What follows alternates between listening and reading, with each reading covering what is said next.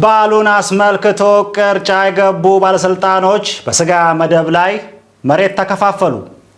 ክፍፍሉም በጥሩ ሁኔታ ተሸንሽኖ እየደረሳቸው ሲሆን የቅርጫው እጣ ላይ መግባት የፈለገ ግለሰብ የስጋ ዘንቢሉን ጮማ በሆነ ገንዘብ በመሙላት መሬት መጠየቅ ይችላል።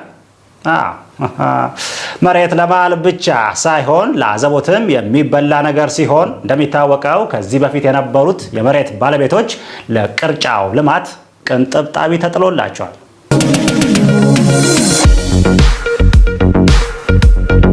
ምች የሆኑ ግለሰቦች ተንኮል ሲሰሩ መጋኛ መታቸው።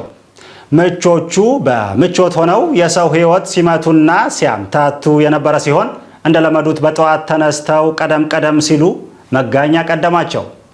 ምች የሆኑ ሰዎች በመጋኛ በመመታታቸው ቀና ሰዎች ደስታቸውን የገለጹ ሲሆን ለምች ሰዎች ሲባል መጋኛ እንቅፋት አይምታው።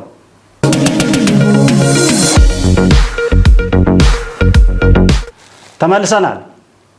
የኢትዮጵያ ሕዝብ የሚደርስበትን መከራ በእርጋታ የሚያሳልፈው የሚረጋ ዘይት ስለሚበላ ነው።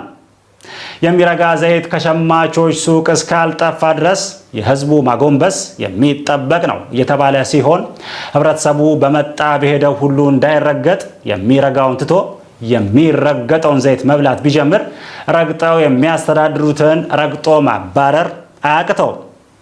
ወደ ሆድ የገባ ነገር ለምናሳየው ጸባይ እንደ ግብዓት ሆኖ ስለሚያገለግል ከሀገር ከሚሰፋው ሆድ ውስጥ እናፈ ቅቤን በማስወገድ በንጹህ ቅቤ ሀገር መገንባት እንችላለን።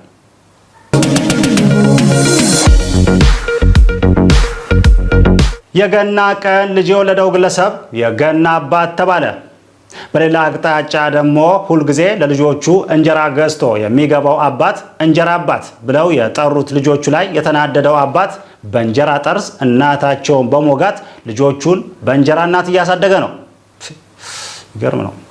እንጀራ እናታቸውም ከአባታቸው ጋር እየተስማማች ባለመሆኑ እሷም የእንጀራውን ጠርዝ በመጠቀም ልጆቹን ከአባታቸው ነፃ ያወጣች ሲሆን አሁን ላይ ልጆቹ ከአባት ወደ ጡት አባት ተዘዋውረዋል።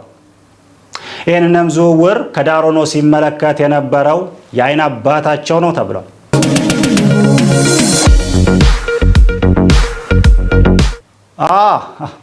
መጣችሁ። ኦኬ የታለ ነበረ? አያ ምንድን ነው? የትራንስፖርት ችግሩን ለመቅረፍ የከተማ አስተዳደሩ ቪኤት ገዛ። ህብረተሰቡ ደግሞ አደቡን ገዝቶ ወክ ማድረግ ቢጀምር የትራንስፖርት ችግር አይኖርም። በእግር መራመድ ጤና ይሰጣል ያለው አስተዳደር እኛ ከህብረተሰቡ ጋር ጤናማ ግንኙነት ስለሌለን ለጤና ብለን ወክ አናረግም ያሉ ሲሆን አሁን ላይ በእግሩ እየሄደ ያለው ህብረተሰብ አንድ ቀን በእጁ መሄድ ቢጀምር ቬት መግዛት አያቅተውም ብሏል። በተያያዘ በእግራቸው የሚሄዱ አርቲስቶችን እየተከተሉ ቪዲዮ የሚቀርጹ ግለሰቦች ቀጣይ ቀረጻ መቼ እንደሆነ ብትነግሩኝ ያላችሁበት ድረስ ብዙ አርቲስት ይዤ እመጣለሁ በአውቶቢስ። እንደሚታወቀው አሁን ላይ ብዙ አርቲስቶች መኪና ለመግዛት ሲሉ ለገዢው ተገዝተው እየሰሩ ነው።